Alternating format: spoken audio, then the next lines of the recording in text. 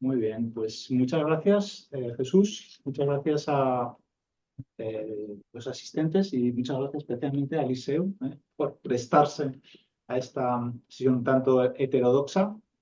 Bien, eh, yo voy a presentar un trabajo que estamos preparando. Fernando Peinado, que es profesor de Derecho y Economía en la Universidad de CUNED, y yo desde hace ya pues, más de un año. El, En el trabajo analizamos desde una perspectiva del análisis económico del derecho el contenido y la razón de ser de las dos grandes reglas que disciplinan la retroactividad de las normas sancionadoras, tanto penales como del derecho administrativo sancionador, ¿no? Y en particular exploramos la relevancia que puede tener que las personas seamos aversas al riesgo, el coste del cumplimiento de las sanciones, el coste de juzgar y revisar casos y el hecho de que con cierta frecuencia las preferencias del legislador no están alineadas con lo que exige el interés público. Eh, bien, todos sabemos que uno de los grandes principios del derecho penal moderno es el de la irretroactividad de las normas sancionadoras desfavorables. Es decir, este principio prohíbe que se tipifique como infracción, se castigue, ¿no?, una conducta que era ilícita cuando se realizó o que se aumente la sanción de una conducta realizada antes de la aprobación de la norma. Bien, esta prohibición está amplia y firmemente establecida desde hace muchísimo tiempo en el derecho comparado. Como dato ilustrativo, hay que señalar que está reconocida explícitamente en 162 constituciones. De las Naciones Unidas casi hay 200 países, pues en 162 de las constituciones está reconocida. También lo está en los más importantes tratados de derechos internacionales de derechos humanos. Y además está prácticamente sin excepciones. Podemos plantearnos si, por ejemplo, esa excepción que se prevé para los casos de justicia transicional, ¿no?, por ejemplo, en el apartado 2 del artículo 7 del Convenio Europeo de Derechos Humanos, que dice que el presente artículo, es decir, la prohibición, no impedirá el juicio o la condena de una persona culpable de una acción o omisión que en el momento de su comisión constituya delito según los principios generales del derecho reconocido por las naciones civilizadas. Es decir, podemos plantearnos si en realidad, por ejemplo, en los juicios de Nuremberg o de Tokio, o en el famoso caso, ¿no?, de los dirigentes de la antigua República Democrática Alemana, ¿no?, que fueron castigados por ordenar en su momento disparar contra la gente que huía de la antigua República, bueno, pues si eso constituye una excepción de este principio, ¿no? O podemos plantearnos si, por ejemplo, la retroactividad de las normas procesales penales que reducen los plazos de prescripción de los delitos constituye o no una excepción, pero lo cierto es que este principio tiene muy pocas excepciones. ¿Cuál es la razón de ser? Bueno, pues se aducen básicamente tres teorías, ¿no? En primer lugar, este principio proporciona protección contra el abuso del jus puniendi, porque previene que personas con poca influencia política, digamos, sean seleccionadas con base en su conducta previa y castigadas de manera arbitraria. En primer lugar, en segundo lugar, también se aduce el principio de culpabilidad, ¿no?, porque se dice que la persona que viola una norma jurídica que era inexistente en el momento de la violación, pues podemos decir que actuó de manera culposa, ¿no? Y finalmente se dice también el principio de seguridad jurídica, porque esta prohibición asegura que los individuos puedan prever las consecuencias jurídicas de su conducta y eludir el riesgo de una responsabilidad penal cuando planifican sus futuras actividades. El otro gran principio es el de retroactividad de las normas sancionadoras favorables, ¿no?, que obliga a los poderes públicos a aplicar retroactivamente las normas que despenalizan conductas o que reducen las sanciones previstas por su realización. Y a mí me gustaría resaltar que hay una asimetría entre los dos principios en cuanto a su alcance, en cuanto a su reconocimiento en el derecho comparado. Por ejemplo, ¿no? Es que este principio no está reconocido en muchas constituciones, no está reconocido explícitamente, por ejemplo, en la Constitución española, ni en el Convenio Europeo de Derechos Humanos, aunque, bueno, el Tribunal Constitucional Español y el Tribunal Europeo, bueno, han hecho interpretaciones ciertamente creativas, ¿no? Pero no está reconocido tampoco, por ejemplo, en la Constitución de los Estados Unidos, ni en la Constitución alemana, ni en muchas constituciones, ¿de acuerdo? Y además están reconocidos y son aplicados, este principio se aplica con muchas excepciones. Fijaros, en muchos países no se aplica, es el caso de España, cuando el reo ya ha cumplido su condena. Podríamos pensar, si consideramos que se le aplicó una sanción por algo que no merece la sanción, pues ¿por qué no se le compensa económicamente? ¿O por qué no se le devuelve la sanción que se le impuso injustamente? Ahora consideramos que es una sanción injusta, pues eso no se hace. Tampoco se aplica en Alemania, por ejemplo, cuando el caso ya ha sido resuelto mediante una sentencia firme. En Alemania y en otros muchos países. En España no se aplica durante la vacatio legis. Es decir, imaginaos, hoy el legislador descriminaliza una conducta. ¿De acuerdo? Entonces, hay gente en la cárcel cumpliendo condena por ese delito. Pero esa ley entra en vigor dentro de 2 años. Bueno, pues durante esos 2 años, ese señor que está en la cárcel sigue cumpliendo condena. Es decir, no se aplica el principio de... Y esto ha sido admitido por el Tribunal Constitucional y es la práctica consolidada en España. ¿De acuerdo? Y fijaros que este principio puede ser burlado, si queréis, o eludido por el legislador, simplemente retrasando la aplicación de la reforma correspondiente o no aprobándola. Imaginaos que el legislador dice, bueno, yo cambiaría, yo establecería una ley favorable, pero no quiero que una determinada persona que ahora mismo está en la cárcel salga. Puedo evitar ese resultado, si soy el legislador, simplemente no aprobando la ley o retrasándola, ¿de acuerdo? Hasta que este señor acabe de cumplir la condena, ¿no? ¿Cuál es la razón de ser de este principio? El argumento que me parece más convincente, no digo que me convenza, digo que me parece más convincente, es el del principio de proporcionalidad. Se argumenta que si el legislador reduce la pena prevista por la realización de una conducta, por considerar que la sanción por la que venía castigándose esa conducta es excesiva para el futuro, es desproporcionada, pues caramba, continuar imponiendo esa sanción para las conductas pasadas será igualmente desproporcionado y excesivo, ¿no? Ese es un poco el argumento que me parece más complejo. Bien. Para tratar de analizar todas estas cuestiones, ya digo que vamos a aplicar el análisis económico del derecho, ¿no? Como es sabido, bueno, el modelo estándar del análisis económico del derecho, desarrollado por Becker y otros muchos autores, presupone que los individuos somos seres racionales y, además, neutrales frente al riesgo. Y, bueno, pues un señor cuando decide si delinquir o no delinquir, lo que hace básicamente es comparar los beneficios y los costes que tiene esa decisión. Es decir, un señor compara el beneficio que le puede reportar el delito con los costes. Los costes vienen a ser la sanción esperada por realizar ese delito, realizar esa conducta. Es decir, la magnitud de la sanción que le pueden imponer y la probabilidad de que le impongan esa sanción, ¿de acuerdo? Bien, me podéis decir que las personas no somos seres perfectamente racionales, y es cierto, es totalmente cierto. Por tanto, este modelo es una simplificación de la realidad. Ahora bien, que no seamos totalmente racionales no significa que no seamos algo racionales. Y en la medida que somos racionales, este modelo nos puede dar ideas útiles. De hecho, creo que si fuéramos totalmente irracionales, el derecho penal no tendría ningún sentido. De hecho, no se castiga a los locos, ¿de acuerdo? Solo se castiga a aquellas personas que son capaces de obrar con una cierta racionalidad. Bien.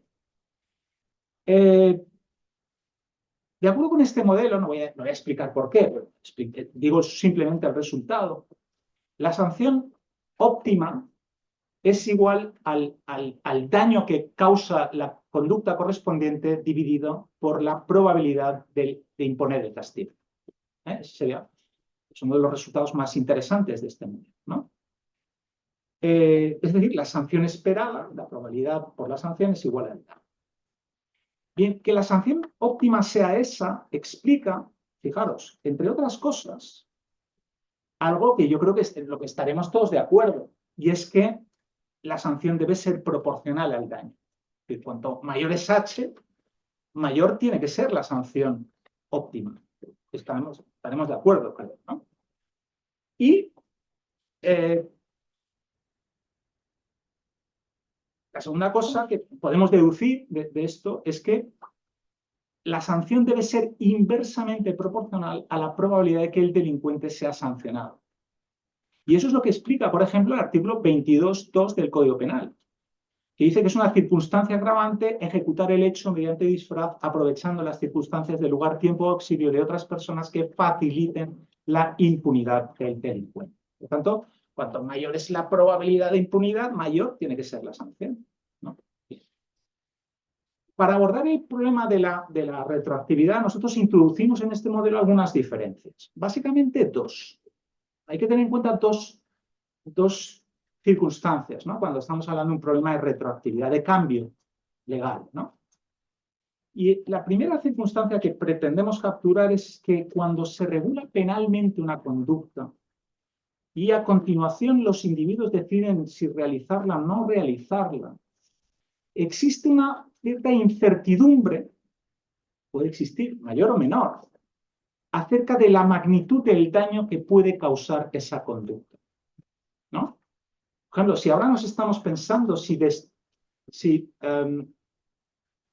despenalizar el tráfico de ciertas sustancias, como el cannabis, pues quizás que no tenemos claro, ¿no? Si eso es tan dañino, esa conducta es tan dañina que merece ser sancionada o no. No tenemos claro cuál es la sanción que merecería eso, ¿no? Y en segundo lugar, claro, no tenemos claro cuál es la sanción que va a ser aplicada en el futuro en el caso de que se permita la retroactividad, ¿no? Y, en segundo lugar, esa incertidumbre se va a despejar posteriormente, cuando ya tengamos claro que el daño que causa esa conducta es un daño determinado, entonces se produce el cambio legislativo y se establece la correspondiente sanción. ¿De acuerdo? Entonces, ¿cuál es el...? No, es menos complicado de lo que parece. Voy a tratar de explicar, ¿no? Entonces, imaginemos, ¿no?, que la ley establece inicialmente una sanción. La sanción es S1, ¿de acuerdo? Entonces, como he dicho aquí, pues aquí hay una cierta incertidumbre acerca del daño que esa conducta puede causar. Inicialmente creemos que es H1, pero sabemos que hay una cierta probabilidad de que el daño sea diferente, que es H2. Puede ser mayor o menor. ¿De acuerdo? Entonces, los individuos realizan la correspondiente conducta, teniendo en cuenta que hay esa incertidumbre, ¿no? Y como hemos dicho antes, delinquen si la ganancia que obtienen del delito es superior a la sanción esperada. Claro, el tema de la sanción, para calcular la sanción esperada, tienen en cuenta que pueden recibir la sanción S1, pero también la sanción S2, porque es probable que haya un cambio legal y además que opere con retroactividad. Puede ser más o menos probable. Bueno. Posteriormente, como he dicho, se despeja la incertidumbre, ¿no? Entonces, si la conducta causa H1, pues no hay cambio legal, ¿de acuerdo? Pero claro, puede ocurrir que digan, no, el daño es superior o inferior al inicialmente previsto, puede ser H2. Y entonces hay un cambio legal, ¿de acuerdo? Entonces, el legislador, digamos que va a establecer una nueva sanción para el pasado y una sanción para el futuro. ¿De acuerdo?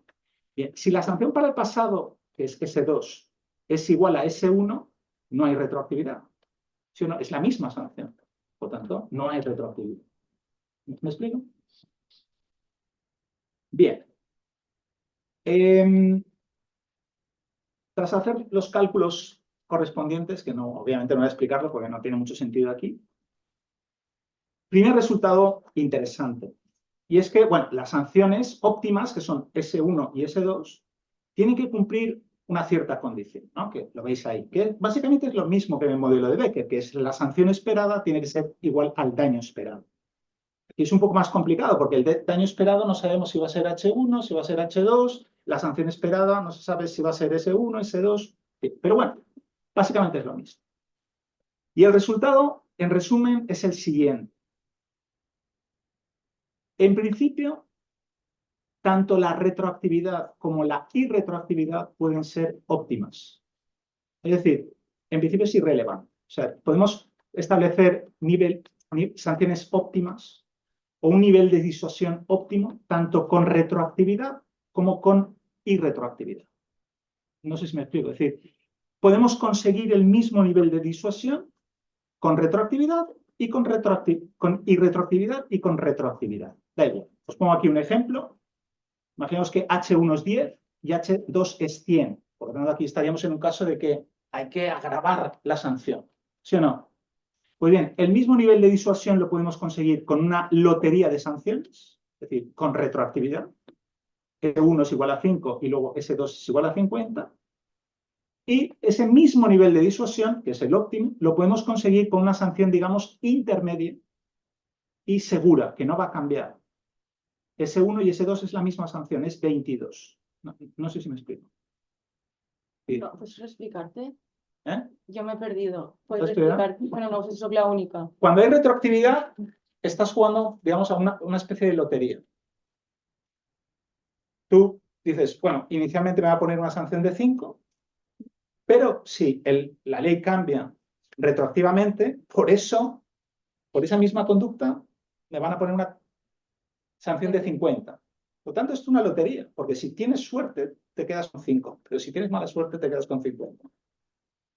Cuando no hay retroactividad, tienes una sanción segura. Pase lo que pase, vas a recibir la sanción de 22. ¿Lo vemos? ¿Está claro? O sea, cuando no hay retroactividad, tienes una sanción segura. Pase lo que pase, te van a poner la sanción esta.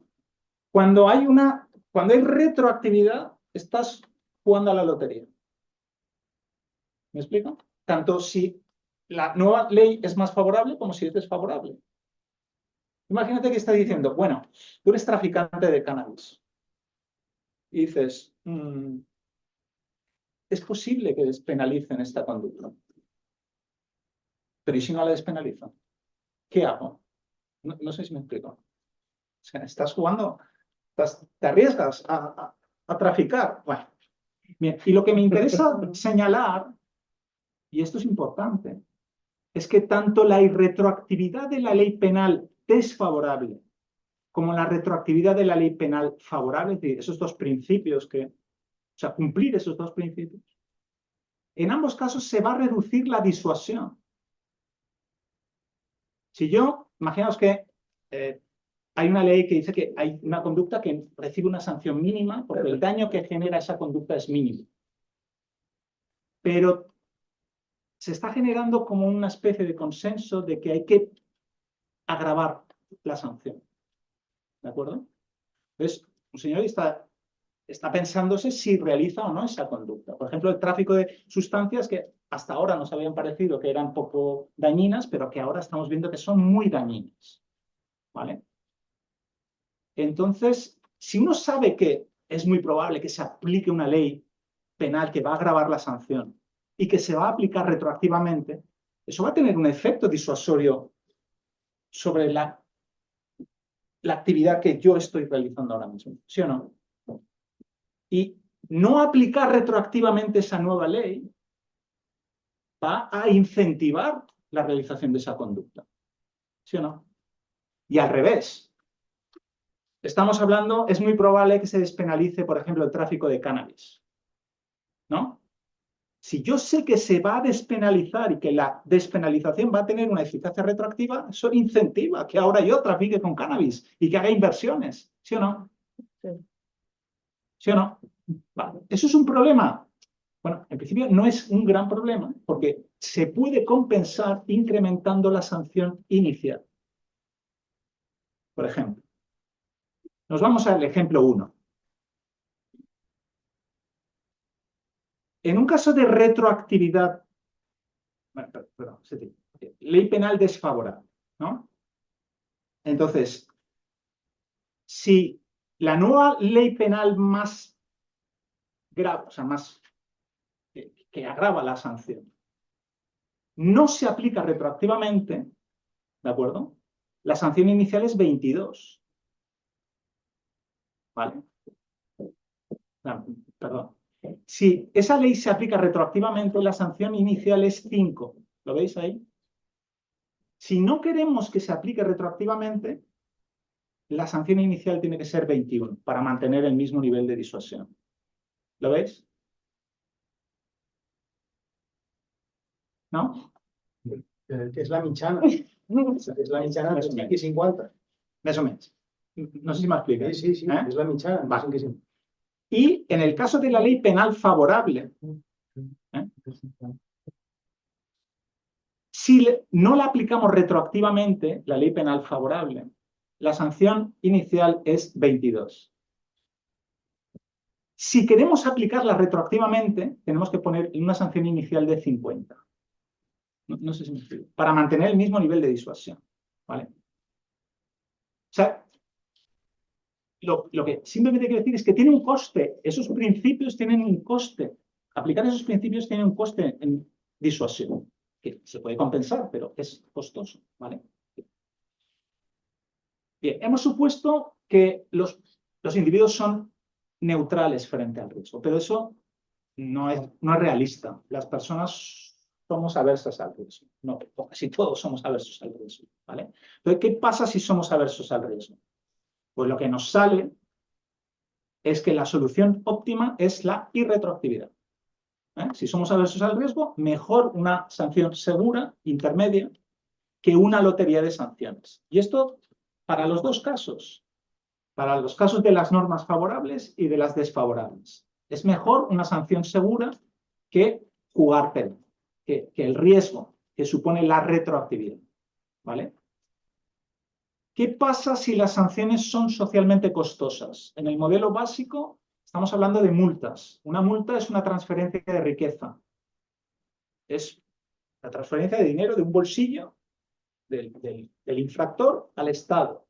Las multas no destruyen riqueza, la transfieren. En cambio, por ejemplo, la prisión, eso destruye bienestar. Todos lo podemos entender, ¿no?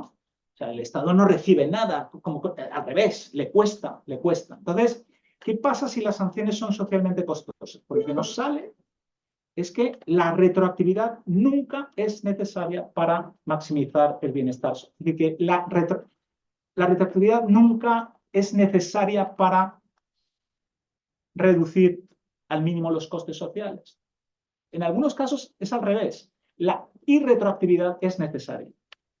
Pero la retroactividad nunca es necesaria. Por lo tanto, otro punto en favor de la irretroactividad de las normas. Tanto de las favorables como de las desfavorables. ¿Qué pasa si, como ocurre, porque esto es lo que ocurre, ¿no? que el proceso penal es costoso, tiene costes, ¿no? Resolver casos y revisarlos es costoso, tiene costes de procedimiento, ¿no? Entonces, ¿qué regla es preferible? Pues depende del escenario. Fijaros, en algunos casos, la retroactividad incrementa los costes de procedimiento. O sea, va a incrementar los costes de procedimiento. Por lo tanto, la irretroactividad será preferible. Esto ocurre, por ejemplo, cuando se criminaliza ex novo una conducta. Porque aquí ocurre lo siguiente. O sea, unos casos que no ibas a juzgar porque no eran delito, ahora son delito. Por tanto, si aplicas retroactivamente la nueva norma, tienes que juzgarlos, tienes que resolverlos, tienes que incurrir en costes. Por tanto, si tenemos en cuenta estos costes, no deberíamos aplicar esta norma retroactivamente. La ley desfavorable no tendríamos que aplicarla, ¿lo veis? Pero Fijaros, lo mismo pasa también cuando se despenaliza conductas cuando los casos ya han sido resueltos. Porque si has resuelto el caso, ya no vas a incurrir en costes. Y si ahora aplicas la ley retroactivamente, tienes que revisar el caso. ¿Sí o no? Tienes que incurrir en costes. Lo que decíamos antes, hay un tío en la cárcel, tienes que devolver la sanción. ¿Vale? Por tanto, aquí es preferible no aplicar retroactivamente la ley favorable. Y es lo que ocurre en Alemania, por ejemplo. En Alemania no se aplica retroactivamente la ley favorable en estos casos. Seguramente por esto, porque incrementa los costes de procedimiento. ¿Me explico? Vale. En otros casos, la retroactividad ni aumenta ni disminuye, es decir, es irrelevante. Por ejemplo, leyes que aumentan o disminuyen sanciones cuando los casos todavía no han sido resueltos. Es decir, ese caso lo vas a tener que resolver sí o sí. ¿Me explico? Entonces, que la nueva ley ponga una sanción menor o mayor, da igual. El coste vas a tener que resolver esos casos. ¿Me explico? Bien. Solo hay un supuesto en el que la irretroactividad aumenta los costes de procedimiento. Y por lo tanto, la retroactividad es óptima. Y es cuando se despenaliza una conducta y el caso todavía no ha sido resuelto. Fijaros, en ese caso teníamos un delito que, y de acuerdo con la ley antigua, tenías que juzgar, tenías que incurrir en costes de procedimiento. Pero de acuerdo con la ley nueva, como no es delito, no tienes que juzgarlo. Por tanto, al aplicar retroactivamente la ley favorable, te ahorras costes. ¿Sí o no? Y curiosamente, bueno, curiosamente no, en Alemania, aquí sí que se aplica, debe aplicarse retroactivamente la ley favorable. Probablemente por esto, porque es una manera de ahorrar costes de procedimiento. Voy terminando. ¿Qué pasa, como creemos, o podemos razonablemente esperar que pasa muchas veces, si las preferencias del legislador no están alineadas con el bienestar social? Eso quiere decir que el legislador tiende a ser punitivista, es decir, a imponer sanciones desproporcionadas, excesivas. Podemos pensar que la principal razón de ser de la Constitución es prevenir que el legislador abuse de las minorías. En algunos casos, el legislador tiende a establecer regulaciones que son abusivas para las minorías, entonces queremos constreñir, evitar que el legislador haga eso, ¿no? Entonces, podemos pensar, ¿son necesarios estos dos principios para evitar que el legislador imponga sanciones desproporcionadas? Bueno, aquí consideramos tres escenarios. Imaginemos que el nuevo legislador o el potencial nuevo legislador tiene esas preferencias punitivistas, ¿no? Tiende a imponer, imaginemos que ahora estamos, y si en las próximas elecciones nos viene el partido X, que todos sabemos que es temible y que nos va... ¿Vale? Entonces, el legislador que tenemos ahora es un legislador guay que establece sanciones socialmente óptimas, proporcionadas, pero el que viene es temible. Bueno, podéis verlo también en el sentido de que el legislador que tenemos ahora es malo, pero el que puede venir es peor todavía, ¿no?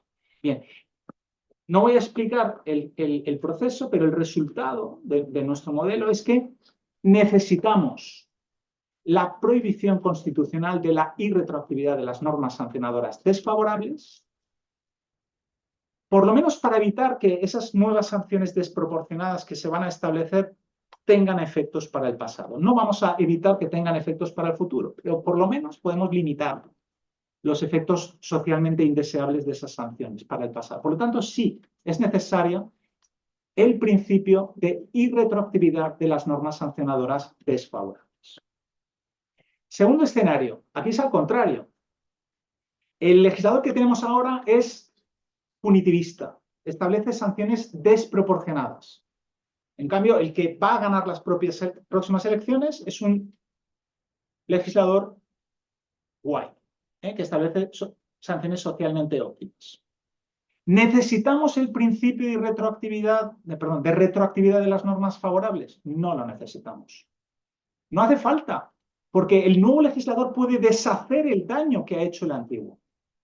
Basta simplemente con que le permitamos que las normas favorables tengan esa retroactividad. Es decir, no hace falta que se lo impongamos. No sé si me explico. Y tercer escenario, que es el más interesante. Supongamos que la retroactividad de la ley más favorable tiene un coste político para el legislador. ¿Por qué? Bueno, hay dos efectos psicológicos que pueden generar esto. El primero es el efecto de la víctima identificable. Es decir, tenemos más simpatía por las víctimas que tienen nombre y apellidos, que podemos identificar, que conocemos. Y pasa algo parecido con los criminales. Tenemos una especial antipatía por los criminales con nombres y apellidos. Y esto está demostrado por psicólogos en estudios empíricos. Fijaros, en el caso de la ley solo sí es sí, sabéis que generó mucha polémica y mucha indignación, pues una ley que se acabó aplicando retroactivamente porque era una ley más favorable. Y fijaros que lo que le indignaba a la opinión pública no era que a partir de ahora a la gente que hubiera cometido determinados delitos iban a recibir una pena menor, sino que lo que aparecía en los periódicos era que los tíos que estaban en la cárcel, que habían cometido los delitos correspondientes, iban a tener una reducción de pena. Y en algunos casos, ir a la cárcel. No sé si me explico. Que esa retroactividad favorable, que supone reducir la pena de la gente que ya está en prisión, eso tiene un coste político muy elevado. ¿Me explico? Vale. Entonces, teniendo en cuenta esto, lo que vemos es que la retroactividad de la ley favorable debe ser permitida o prohibida, pero no impuesta. Es decir, imponerla va a tener un efecto seguramente contraproducente. Y os voy a poner el efecto más evidente. No es el único efecto negativo que puede tener, pero os voy a poner el más evidente. Imaginaos que el coste de la retroactividad es tan elevado, el coste político es tan elevado, que el partido político correspondiente, el gobierno, aunque él preferiría establecer una sanción más leve, no lo va a hacer. Porque eso supone que esa ley va a tener que aplicarse retroactivamente y eso tiene un coste político demasiado elevado. Por lo tanto, en algunos casos puede llegar a preferir dejar el statu quo, no cambiar la ley. Y por lo tanto, establecer una sanción peor para el futuro, excesiva para el futuro, a pesar de que el legislador preferiría bajarla. ¿Me explico? Y obviamente a los que han cometido el delito siguen con la misma sanción que tenían. ¿Me explico? Bien. Y con esto termino, de verdad, un minuto.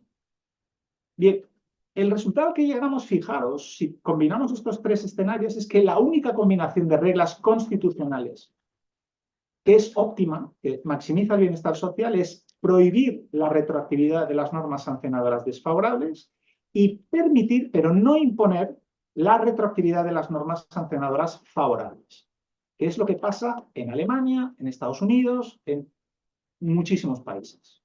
¿De acuerdo? Sí, permitirla, no imponerla. ¿De acuerdo?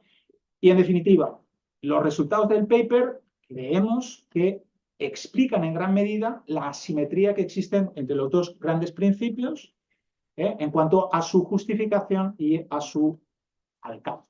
¿De acuerdo? Y con esto, disculpad, porque la verdad es que me he excedido un poco en tiempo, pero bueno. Muchas gracias.